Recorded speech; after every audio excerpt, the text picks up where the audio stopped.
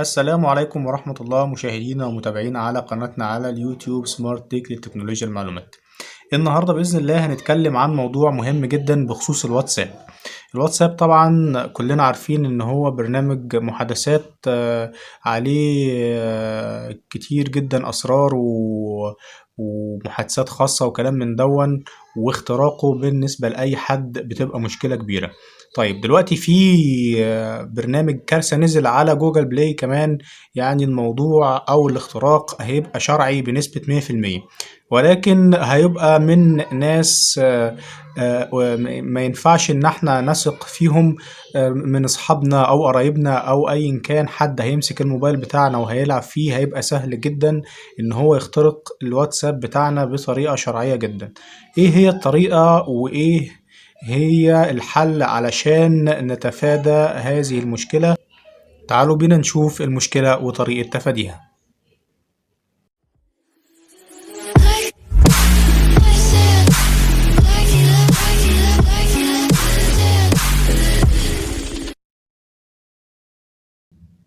بسم الله الرحمن الرحيم. حبايبنا النهاردة زي ما قلنا هنتكلم عن موضوع تأمين حسابنا على الواتساب تفاديا لأي اختراق، حتى الطريقة الشرعية اللي كانت سببها وجود ابلكيشن على جوجل بلاي، وهو يعتبر موثوق بالنسبة لجوجل بلاي، ولكن هو ممكن عن طريقه أي حد من معارفنا يخترق حسابنا بكل سهولة.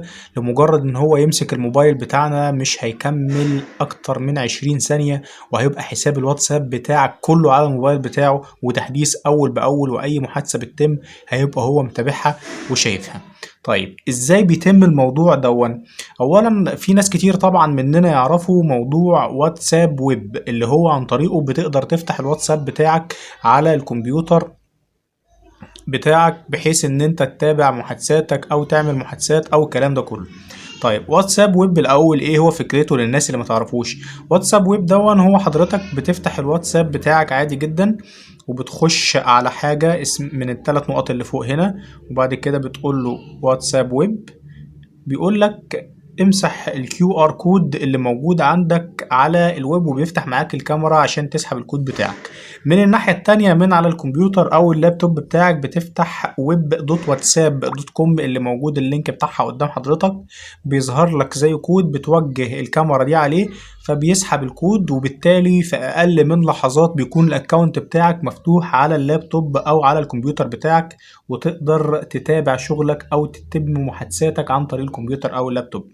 طيب ايه الجديد اللي حصل واللي احنا لازم نتفاداه علشان ما نقعش في مشكلة اختراق حسابنا من اي حد نعرفه او من صحابنا اللي بيمسكوا موبايلاتنا؟ الجديد ان في ابلكيشن نزل على جوجل بلاي اسمه واتساب ويب.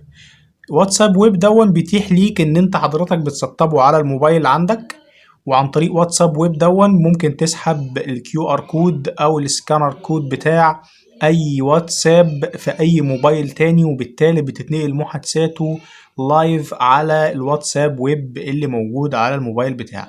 يعني احنا لو دخلنا دلوقتي متجر جوجل وهنبحث عن واتساب ويب، هنلاقي كذا برنامج. هنخش على اي واحد هنعمله تثبيت،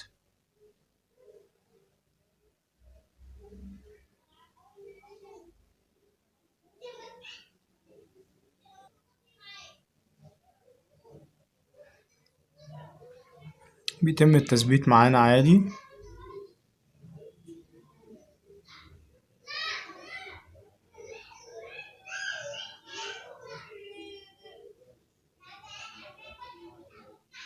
نفتح الابليكيشن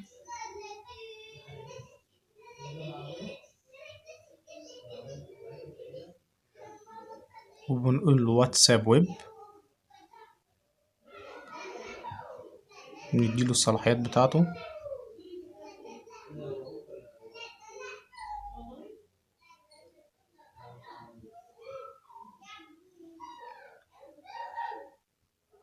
واوتوماتيك بدأ يظهر معانا الكيو ار كود اللي هيتسحب بالموبايل التاني اللي احنا عايزين محادثاته. طبعا يا ريت يا جماعة، اتمنى ان محدش ياخد الفكرة وينفذها في السلبية ويبدأ ان هو يتعامل بيها كاختراقات، ولكن انا والله بعمل الشرح علشان كل واحد يحصن نفسه ويأمن نفسه. اولا يحافظ على موبايله ما يدهوش لاي حد، ولو اداه لاي حد يركز معاه.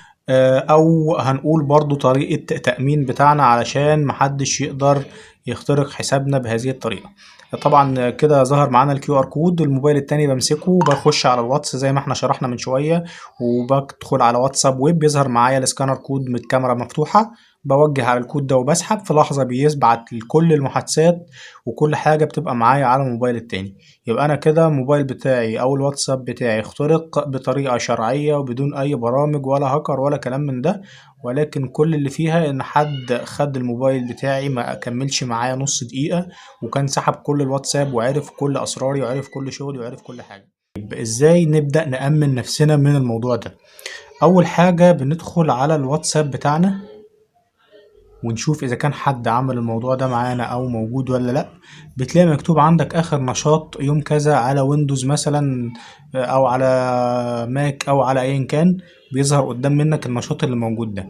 كل اللي انا بعمله بقول تسجيل خروج من كافة الاجهزة، بحيث ان انا الغي اي تسجيل دخول للواتساب بتاعي غير الموبايل بتاعي، وبعمل تسجيل خروج. خلاص كده انا مسحت كل حاجة. وبقول لي اسحب كيو ار كود لو انت عايز تعمل تاني، ما بقول له لا مش عايز، وابدا اخرج من البرنامج خالص. بعد كده أأمن الواتساب بتاعي عشان محدش يعملها معايا. يعني أنا لو دخلت ولقيت الواتساب بتاعي مش موجود عليه إن هو متسجل دخول، أأمن نفسي برضو أو أأمن الحساب بتاعي. بخش على جوجل بلاي، بضغط على الثلاث نقط دول، بقول له عايز التطبيقات والألعاب الخاصة بيه، وأقول له المثبتة، وأدور على الواتساب وبقول له تحديث.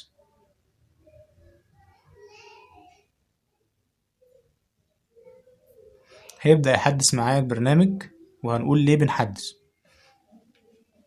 التحديث بتاعنا مهم جدا لان في خاصية جديدة نزلت في اخر اصدار للواتساب، وهو تأمين حساب الواتساب بالبصمة لكل الناس اللي عندها موبايل شغال بالبصمة. تقدر دلوقتي تعمل تحديث لبرنامج الواتساب وتأمن حسابك عن طريق بصمة صباعك، بحيث لو اي حد مسك موبايلك ما يقدرش يفتح الواتساب ولا يسحب الكيو ار كود بتاعه ولا ياخده على الواتساب ويب ولا الكلام ده كله. طيب خلاص عملنا التحديث بتاعه، نبدأ نعمل فتح. نوصل ازاي لموضوع البصمة؟ بتخش على الثلاث نقط اللي فوق عندك نفس الكلام. بعد كده بتقول له الاعدادات، بعد كده بتقول له الخصوصية والامان، بعد كده بتقول له الخصوصية. وهننزل تحت خالص هتلاقي في حاجة اسمها قفل باستخدام بصمة الإصبع، بنضغط عليها وبنفعل بصمة الإصبع. بيقول لك المس المستشعر، بنبدأ نلمس المستشعر بتاعنا. خلاص هو كده أكد، وبقول له قفل تلقائي حالا. كده أنا قفلت الواتساب بتاعي. لو لغيت الهيستوري وبعد كده بدأت أدخل على الواتساب، هيبدأ يطلب مني البصمة بتاعتي ومش هيقدر يدخلني إلا عن طريق الأكسس بتاع البصمة بتاعتي. حطيت البصمة هيبدأ يفتح معايا عادي جدا.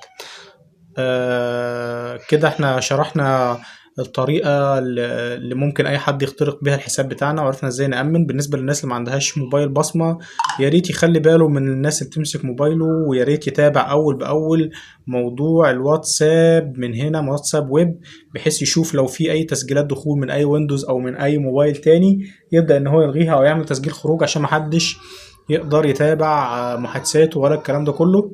ما تنسوش تعملوا شير للشرح علشان كل الناس تستفاد وكل الناس تاخد بالها. وما تنسوش تعملوا سبسكرايب وفعل الجرس ولايك وشير عشان تشجعونا نكمل.